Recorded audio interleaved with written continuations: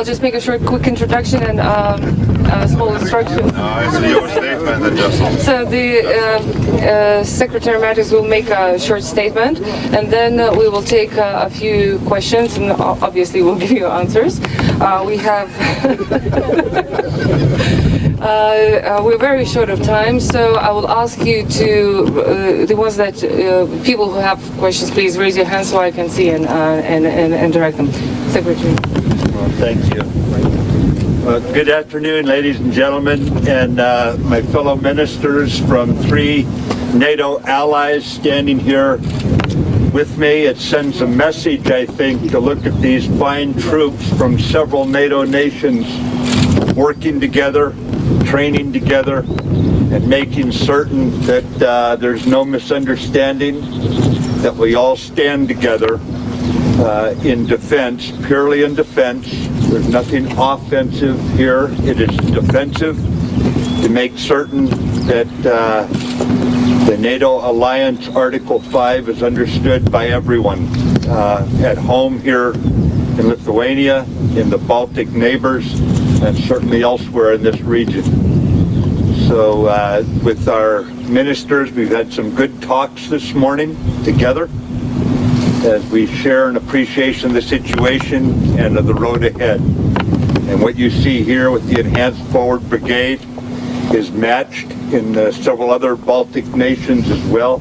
This one with a strong German contingent, but allied nations also part of the battle group under the commander of the German commander here. It shows the way NATO can be interoperable and our troops can come together and work together and, if necessary, fight together. So can we take your questions? And the ministers are here, so please direct your questions also to them, because I don't want to answer them all. Okay, Julian. Mr. Secretary, do you share the concerns of the Baltic states that Russia could leave troops behind after the Zabad exercise, or use the exercise to upgrade and modernize the forces they have in this region? Well, the question has to do with the Zabad exercise that the Russians will run. This is a routine exercise. I trust it'll stay routine. At the same time, NATO will conduct its exercises here. They're exercising today, tomorrow. They're on an exercise right now. And our concentration is on showing the unity of NATO at this time of year and making certain there's no misunderstanding there.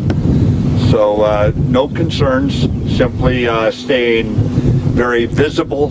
NATO is very visible, as you see here today. You can see it, but it's also indivisible when it comes to its partnerships with each other.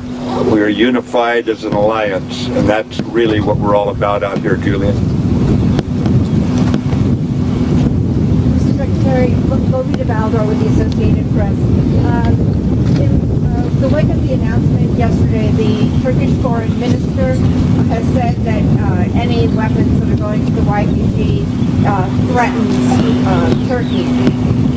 Did the Turks express these concerns to you yesterday when you spoke to them? And how much do you think this threatens the U.S.-Turkey alliance? In the alliance, in NATO alliance, all of the nations are co-equal. We have very in-depth discussions. Turkey is a NATO ally. It's the only NATO country that confronts an insurgency in its own ground from the PKK. And we will work very closely with Turkey in support of their security on their southern border. It's Europe's southern border, and we'll stay closely connected. We have very open discussions about options, and we will work together. We'll work out any of the concerns. I'm not concerned at all about the NATO alliance and the relations between our nations. It's not always tidy, Lolita, but we work out the issues. Andres from that question. Mr. Secretary, I'd like to ask about the air defenses, which are the major whole defenses in the Baltics. Do you think NATO and US should do more to help the Baltics to plug that hole in order to create a real deterrence? And for the ministers, I'd like to ask, will you be asking the United States to deploy Patriot battery in the Baltics beyond the summer exercises? The question is about the air defense, and we will deploy whatever capability is necessary here. The reason for the deployment you see right now is the lack of respect for international law by some nations, by a nation in the region.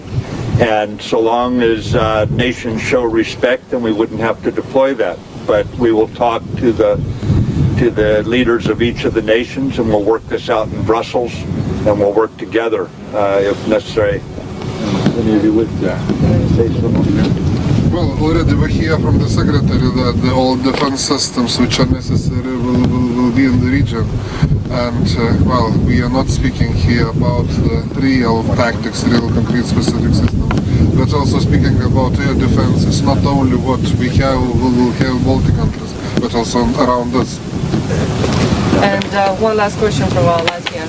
This question to Mr. Secretary. How would you evaluate the effort the Baltic countries has made to increase defense spending, and is there something you would bring to the table for the next NATO summit on that? You know, in NATO, there is a goal that all the nations signed up for at Wales. It was 2% of GDP to be spent on defense, and 20% of that to be spent on basically filling in capability gaps with modern systems. These nations are a model for the trajectory they are taking their defense spending. They are serious about it. They are setting an example of growing their defense. In the case of Estonia, they're already at 2% and going higher. Lithuania and Latvia are on the right track. We salute what they're doing. The American people are heartened by what they're doing, and we have no reservations about the direction they're on. We're completely aligned with them. Okay. I'm afraid this is as much as time as we've got. Thank you so very much for questions. Thank you for coming. Thank you. Thanks for writing my speech for me.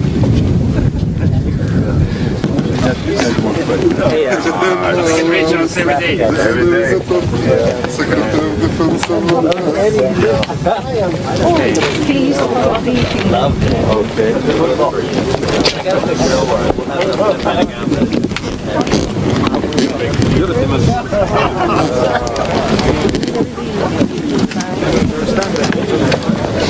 Okay.